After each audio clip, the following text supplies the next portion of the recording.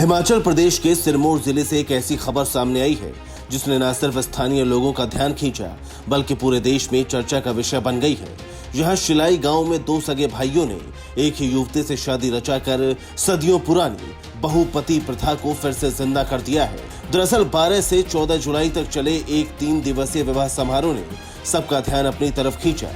हाटी जनजाति के दो सगे भाई प्रदीप और कपिल नेगी ने कुन्हट गांव के सुनीता चौहान से पारंपरिक रीति रिवाज के साथ शादी रचाई। ये शादी हाटी समुदाय की प्राचीन जोड़ीदार परंपरा के तहत हुई है, जिसमें एक महिला 2 या उससे ज्यादा भाइयों से विवाह करती है।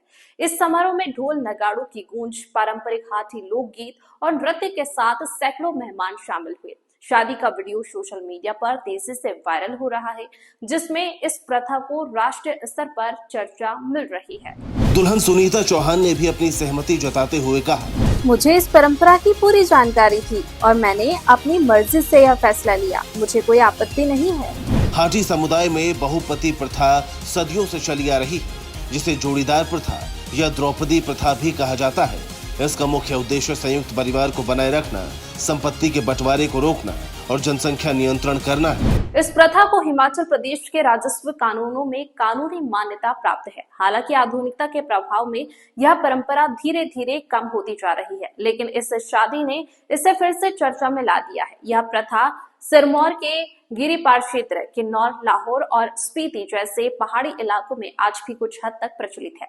स्थानीय लोगों का मानना है कि यह परंपरा न केवल उनकी सांस्कृतिक पहचान को मजबूत करती है, बल्कि पहाड़ी क्षेत्रों से पलायन को रोकने में भी मदद करती है। सोशल मीडिया पर इस शादी को लेकर मिली जुली प्रतिक्रियाएं देखने को मिल रही हैं, जहां कुछ लोग इसे सांस्कृतिक विरासत का हिस्सा मानकर सराहना कर रहे हैं, वहीं कुछ इसे आधुनिक समय में अस्वीकार्य बता रहे हैं।